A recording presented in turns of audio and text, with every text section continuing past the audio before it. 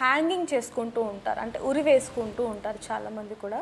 అయితే అప్పుడు ఉరి వేసుకున్నప్పుడు ఈ బోన్ని చూసి గనక అది చెప్పచ్చా సార్? ఈ బోన్లో దొరకదు.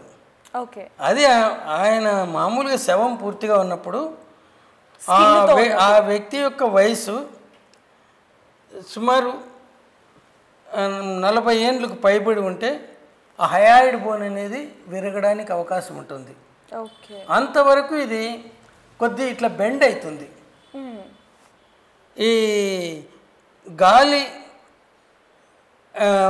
ఏదైనా పెద్ద పెద్ద చెట్లను విరగొట్టగలుగుతుంది కానీ గడ్డిపోసను ఏమీ చేయలేదు. అవును. ఇది కూడా అంతే, అట్లా వంగుతుంది కాబట్టి దాన్ని ఏం చేయలేవు. కేవలం 40 సంవత్సరాలకు పైబడిన వ్యక్తుల్లోనే ఈ 2 హార్న్స్ ఉంటాయి. ఇక్కడ హయాయిడ్ బోన్ ఈ లెవెల్లో ఉంటుంది, దీనికి ఈ లెవెల్లో. అది మధ్యలో బాడీ అంటాము, ఈ పక్క ఆ పక్క హార్న్స్ కొమ్ములు అంటాము. సో అవి ఇలా వంచినప్పుడు అది ఎప్పుడైతుంది, ఆయన గొంతు బిసికి చంపితే విరిగే అవకాశాలు ఉంటాయి. అది కూడా 40 ఏళ్ళకు పైబడిన వ్యక్తికి. అంతకంటే కింద వాడికి ఇట్లా అదిమినే అది వంగుతుంది కానీ విరగదు. మనకు విరుగుతుంది. ఇప్పుడు మనం కూడా దాన్ని ఉంచుతున్నాం, ఏం కాలేదు, మళ్ళీ వదిలిపెట్టేస్తాం. కానీ దాన్ని బలంగా ఉంచాలా. తర్వాత ఇంకోటి కింద థైరాయిడ్ కార్టిలేజ్ అని ఉంటుంది. ఆ కార్టిలేజ్ విరిగితే అది యాంటీమోర్టమో పోస్ట్ మార్టమో అని చెప్పలేము.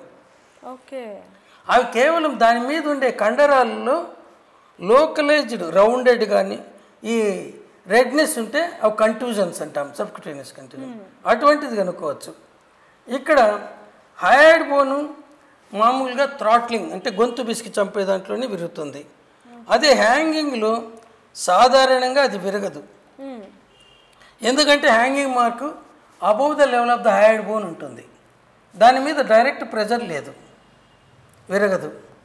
ఓన్లీ ఈ నాట్ ముడి మెడ వెనకాలు ఉంటే ఈ నాట్ వచ్చేసి హయాయిడ్ బోన్ మీద ఇక్కడ ఇలా ఉన్నప్పుడు దీన్ని ఇలా వెనక్కి వెన్నెముకకు అగెయినిస్ట్గా ప్రెస్ చేసినప్పుడు ఆ 2 కొమ్ములు ఉంటాయని చెప్పినాం కదా దానికి, అవి ఇలా విగ్గుకున్నప్పుడు విరిగే అవకాశం ఉంటుంది. ఇంకా థ్రాట్లింగ్లోనేమో ఇట్లా అదివినప్పుడు విరిగే అవకాశం ఉంటుంది.